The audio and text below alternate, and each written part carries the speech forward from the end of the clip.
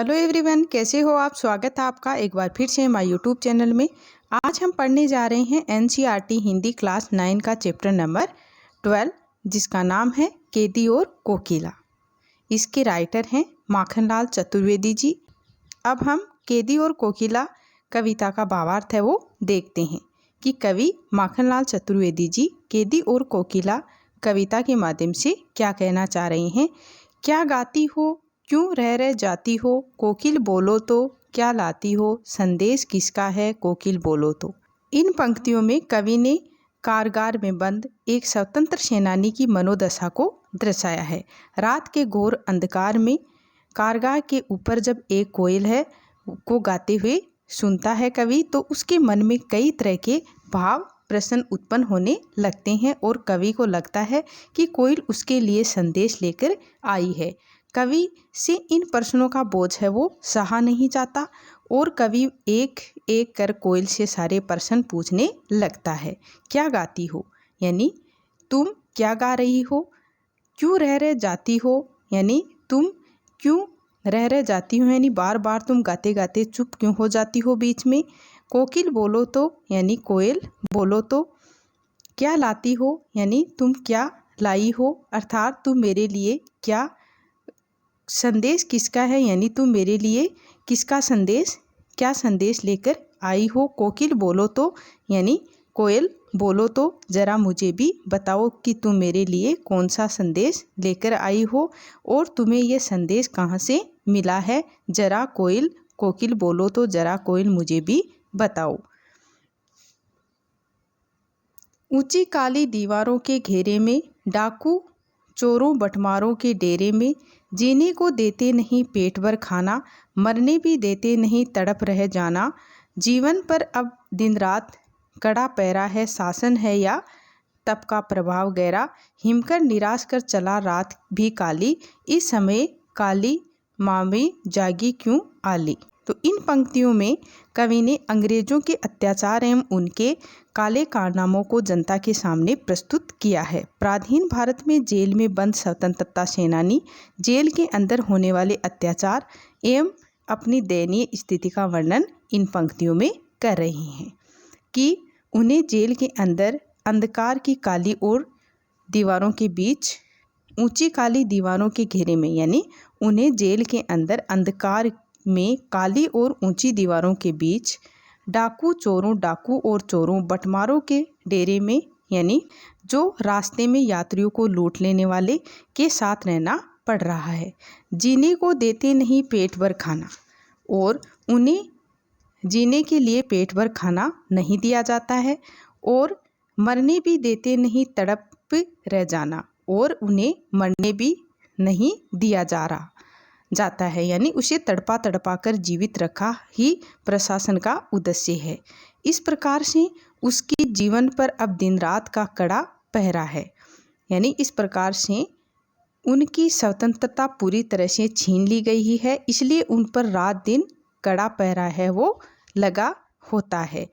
शासन है या तुम का प्रभाव गहरा, हिमकर निराश कर चला रात भी काली यानी अंग्रेजी शासन उनके साथ घोर अन्याय कर रहा है और अंग्रेजी शासन में राज में स्वतंत्रता सेनानी को आकाश में भी घोर अंधकार रूपी निराशा है वो दिख रही है, जहां न्याय रूपी चंद्रमा का थोड़ा सा भी प्रकाश नहीं है। इसलिए हिमकर निराश कर चला रात भी काली, इस समय काली मामी जागी क्यों आली यानी इसलिए स्वतंत्र सेनानी के माध्यम से कवि कोयल से पूछता है कि हे कोयल, इतनी रात को तू क्यों जाग रही है और दूसरों को क्यों जगा रही है, तू कोई संदेश लेकर आई है क्या। क्यों हुक पड़ी वेदना बोझ वाली सी, कोकिल बोलो तो क्या लूटा, मृदुल वैभव की रखवाली सी, कोकिल बोलो तो। यानी प्रस्तुत पंक्तियों में कवि हैं वो कोयल के स्वर में निहित वेदना को बोझ के समान बताकर पराधीन भारतवासियों के मन में छुपी हुई वेदना की तरफ इशारा किया है। जेल में बंद स्वतंत्र सेनानी कोयल की आवाज़ में दर्द का अनुभव करता है। उसे ऐसे लगता है कि कोयल ने अंग्रेज सरकार द्वारा किए जाने वाले अत्याचार को देख लिया है, यानी कवि को ऐसा लग रहा है। इसलिए कवि हैं वो उनके कंठ से मीठी एवं मधुर ध्वनि के बजाय वेदना का स्वर सुनाई पड़ रहा है, जिससे कोयल के दर्द की हूंक शामिल है, यानी हुंकार शामिल है। कवि के अनुसार कोयल अपनी वेदना सुनाना चाहती है, इसलिए कवि कोयल से पूछ रहा है कि हे कोयल, बोलो कि तुम्हारा क्या लुट गया है जो तुम्हारे कंठ से वेदना की ऐसी हुंकार सुनाई पड़ रही है। तो कोयल तो सबसे मीठी और सुरीली आवाज़ के लिए विख्यात है, यानी कवि कह रहे हैं कि कोयल तो सबसे मीठी और सुरीली आवाज़ के लिए विख्यात है, जिसे गाते हुए सुनकर कोई भी मनुष्य है वो प्रसन्न हो उठता है। लेकिन यहाँ कोयल है वो, जो कोयल की आवाज़ है उसमें दुख और वेदना की अनुभूति हो रही है, इसलिए वह व्याकुल हो उठा और कोयल से बार बार पूछने लगा कवि कि कोयल, आप बताओ कि आपका क्या लुट गया कि आप ऐसी आवाज़, ऐसी हुंकार है वो हमें सुनाई पड़ रही है। सुरीली लगी न ही मीठी लगी, बल्कि जो कोयल की आवाज़ है वो जेल में बंद स्वतंत्र सेनानी को ना तो सुरीली लगी और ना ही मीठी लगी, बल्कि उसे कोयल की आवाज़ में दुख और वेदना की अनुभूति हुई। इसलिए वह व्याकुल हो उठा और कोयल से बार बार पूछने लगा कि बताओ कोयल, तुम्हारे ऊपर ऐसी कौन सी विपत्ता आई है जो आप ऐसी आवाज़ इस प्रकार से हुंकार रही हो। क्या हुई बावली अर्धरात्रि को चीखी कोकिल, बोलो तो किस दावानल की ज्वालाएं हैं दिखी कोकिल, बोलो तो। यानी इन पंक्तियों में स्वतंत्र सेनानी की कोयल का इस तरह अंधकार से भरी आधी रात में गाना, चीखना बड़ा ही अस्वाभाविक सा लगा। इसी वजह से उसने कोयल को बावली कहते हुए, यानी उनसे पूछा कोयल से कि तुम्हें क्या हुआ है। क्या हुई बावली, यानी पागल, क्या तुम पागल हो गई हो कि तुम्हें क्या हुआ है कि तुम इस तरह से आधी रात को क्यों चीख रही हो। अर्धरात्रि यानी आधी रात को क्यों चीख रही हो। कोकिल, बोलो तो, यानी कोयल, तुम बोलो तो, मुझे बताओ तो, तुम इस तरह से आधी रात को क्यों चीख रही हो। किस दावानल की ज्वालाएं हैं देखी, यानी कवि कोयल से पूछ रहा है कि दावानल की ज्वालाएं यानी जंगल में लगी आग, यानी क्या तुमने जंगल में लगी आग को देख ली है। वहाँ पर कवि ने जंगल की भयावह आग के रूप में अंग्रेजी सरकार की जो यातनाएं हैं इनकी तरफ इशारा किया है। उन्हें ऐसा लग रहा है कि कोयल ने अंग्रेजी सरकार की हैवानियत देख ली है, इसलिए कोयल है वो बार बार चीख चीख कर ये बात सबको बता रही है। कोकिल, बोलो तो, यानी कवि कह रहे हैं कि कोयल, तुम बोलो तो, मुझे बताओ तो। क्या देख न सकती जंजीरों का गहना, हथकड़ियाँ क्यों यह ब्रिटिश राज का गहना।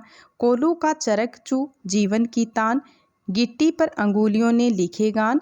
हूँ मोट खींचता लगा पेट पर जुआ, खाली करता हूँ ब्रिटिश अकड़ का कुआं। दिन में करुणा क्यों जगे रुलाने वाली, इसलिए रात में गजब ढा रही आली।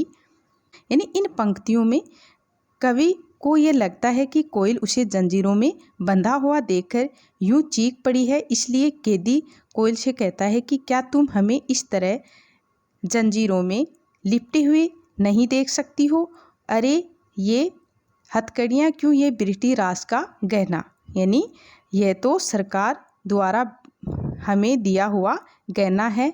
अब तो यानी कवि कह रहा है कि ये तो हमें सरकार का दिया हुआ गहना है, ब्रिटिश सरकार का। कोल्हू चलने की आवाज़ हमारे जीवन की प्रेरणा बन गया है। गट्टी पर अंगुलियों ने लिखे कोल्हू का चरक चू जीवन की तान, यानी कोल्हू चलने की आवाज़ हमारे जीवन की प्रेरणा बन गया है। गट्टी यानी पत्थर पर, अंगुलियों ने लिखे गान, यानी दिन भर पत्थर तोड़ते तोड़ते हम उन पत्थरों पर अपनी अंगुलियों से भारत की स्वतंत्रता का गान है वो लिख रहे हैं। हूँ मोट खींचता लगा पेट पर जुआ, खाली करता हूँ ब्रिटिश अकड़ का कुआं, यानी हम अपने पेट पर रस्सी बांधकर चरसा चला चलाकर ब्रिटिश सरकार की अकड़ का कुआं है वो खाली कर रहे हैं। अर्थात हम उतनी ही यातना सहने और भूखे रहने के बाद भी अपनी अंग्रेजी शासन के सामने नहीं झुक रहे हैं, जिससे उनकी अकड़ जरूर कम हो जाएगी। दिन में करुणा क्यों जगे रुलाने वाली, इसलिए रात में गजब ढा रही आली। इस वजह से दिन में हमारे अंदर यातनाओं को सहने का गजब का आत्मबल आ जाता है, जिसे हमारे अंदर कोई करुणा उत्पन्न नहीं होती, रुलाने वाली जिसे, और ना ही हम रोते हैं। शायद तुम मुझे रात में सांत्वना देने आई हो, इसलिए रात में गजब का ढा रही आली, और परंतु तुम्हारे इस वेदना भरे स्वर ने मेरे ऊपर गजब ढा दिया और मेरे मन को व्याकुल कर दिया। इस शांत समय में अंधकार को भेद रो रही क्यों हो, कोकिल बोलो तो चुपचाप मधुर विद्रोह बीज इस भांति बो रही हो क्यों हो, कोकिल बोलो तो। यानी इन पंक्तियों में आगे कवि कह रहे हैं कि आधी रात्रि में तुम अंधेरे को चीरते हुए इस तरह क्यों रो रही हो, इस शांत समय में अंधकार के भेद रो रही क्यों हो। यानी अर्धरात्रि को, इतनी रात्रि को तुम अंधेरे को चीरते हुए इस तरह क्यों रो रही हो। कोयल बोलो तो, क्या तुम हमारे अंदर अंग्रेजी सरकार के खिलाफ विद्रोह के बीज बोना चाहती हो। अंधकार को भेद रो रही क्यों हो, कोकिल बोलो तो चुपचाप मधुर विद्रोह बीज इस भांति बो रही क्यों हो। यानी क्या तुम अंग्रेजी सरकार के खिलाफ विद्रोह के बीज बोना चाहती हो। इस तरह कवि ने जेल में कैद एक स्वतंत्र सेनानी के मन की दशा का वर्णन किया है कि किस प्रकार कोयल गा रही है और गा गाकर भारतीयों में देश प्रेम एवं देशभक्ति की भावना को मजबूत बनाना चाहती है, ताकि वे अंग्रेजों की स्वतंत्रता से मुक्ति पा सकें। काली तू रजनी भी काली, शासन की करनी भी काली, काली लहर कल्पना काली, मेरी काल कोठरी काली, टोपी काली कमली काली, मेरी लोह श्रृंखला काली, पैरे की हुकृति की ब्याली, तिस पर है गाली ए आली। यानी इन पंक्तियों में कवि कह रहे हैं कि अंग्रेजी शासन काल के दौरान जेलों में स्वतंत्रता सेनानियों के साथ हो रहे अत्याचार का वर्णन किया है और काले रंग को हमारे समाज में फैले हुए दुख और अशांति का प्रतीक माना गया है।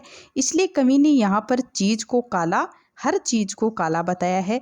कवि कैदी के माध्यम से कह रहा है कि कोयल तू खुद काली, काली तू रजनी भी काली, काली तू यानी कोयल तुम खुद भी काली और रात भी काली, और इसी तरह अंग्रेजी सरकार द्वारा की जाने वाली सारी करतूतें भी काली, शासन की करनी भी काली, यानी अंग्रेजी सरकार द्वारा हमारे साथ जो यातनाएं की जा रही हैं वो भी काली, करतूतें काली, और काली लहर कल्पना काली, और जेल की काली चारदीवारी में चलने वाली हवा भी काली, मेरी काल कोठरी काली, और मेरी जो काल कोठरी है वह भी काली है, टोपी काली कमली काली, और मैंने जो टोपी पहनी हुई है वह भी काली है, और जो कंबल, कमली यानी जो कंबल है वह भी काला है, पहरे मेरी लोह श्रृंखला काली, और वह भी काली है। इसी वजह से हमारे अंदर आने वाली कल्पनाएं भी काली हो गई हैं। इतनी यातनाओं को सहने के बाद हमें हमारे ऊपर दिन भर नज़र रखने वाले पहरेदारों की हुंकार और गाली भी सुननी पड़ती हैं। पहरे की हुकृति यानी हुंकार की ब्याली, यानी इतनी यातनाओं को सहने के बाद हमें हमारे ऊपर दिन भर नज़र रखने वाले पहरेदारों की हुंकार और गाली भी सुननी पड़ती हैं। तिस पर है गाली ए आली, जो किसी काले सांप की भांति हमें डसने को दौड़ती हैं। इस काले संकट सागर पर मरने की मदमाती, कोकिल बोलो तो अपने चमकीले गीतों को क्यों हो हेराती, कोकिल बोलो तो।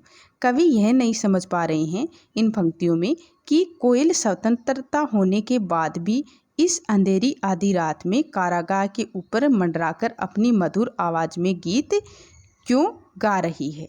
इस काले संकट सागर पर मरने की मदमावती, यानी क्या वह इस संकट में खुद को इसलिए ले आई है कि उसने मरने की ठान ली है।